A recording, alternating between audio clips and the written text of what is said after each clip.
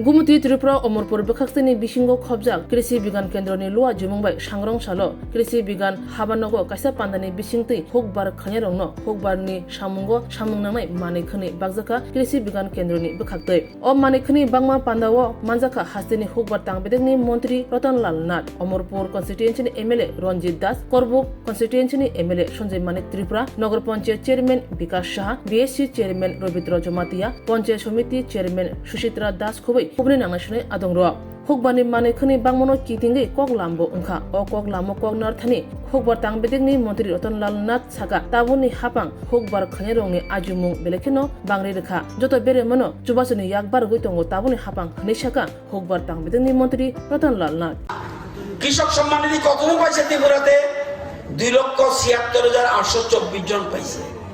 কত টাকা পাইছে? 790,53,00,000 কোটি। বুঝেননি? 790,53,00,000 18টা কিস্তিতে প্রত্যেক আবার আইতেছে 19 নম্বর কিস্তি।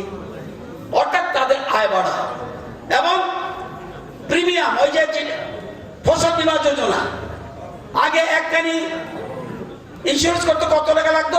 200 কোটি টাকা।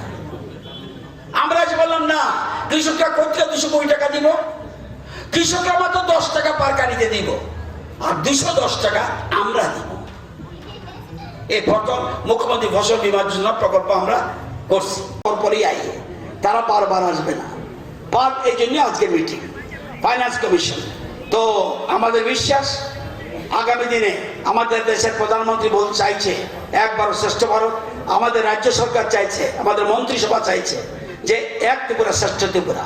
আমরা আশাবাদী আগামী দিন আমরা ত্রিপুরাকে আগামী 5 বছরে অনেক দূরে নিতে পারব বলে আমাদের বিশ্বাস এবং সবাইকে আত্মনির্ভর বানাতে হবে, মূল কথা এইটা। তো সবাইকে অনুরোধ করব জমি খালি রাখবেন না, জমি খালি রাখবেন না, এক ফোঁটা জমিও যেন খালি না থাকে, এটা মাথায় রাখবেন। দিব আগামী 5 বছরে দিল্লি এটা একটা অর্থ কমিশন, ইংরেজিতে ফাইন্যান্স কমিশন। ফাইন্যান্স কমিশন আইছে আমাদের ডম্বুরে আইব কালকা বোধহয়, কালকে ডম্বুরে আসবে।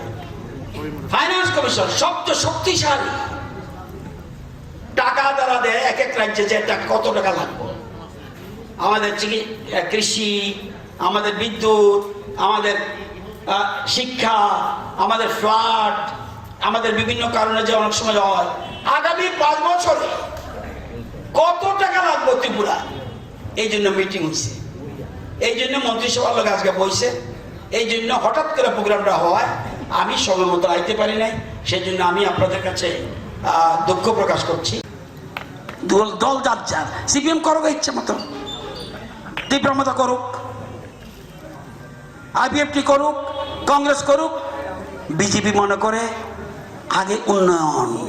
এই জন্য দেশের মধ্যে একটার পর একটা রাজ্য জয় করছে এবং দেশের প্রধানমন্ত্রী নরেন্দ্র মোদী চিন্তা করতে পারেন 3rd টাইম আবার 4th টাইম বহুবার আসবে। উদ্দেশ্য কি? 2047 সালের মধ্যে 2030 না 47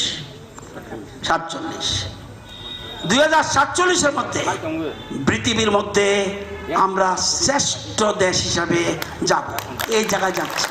সুতরাং এক্ষেত্রে কৃষকদের বিরাট ভূমিকা।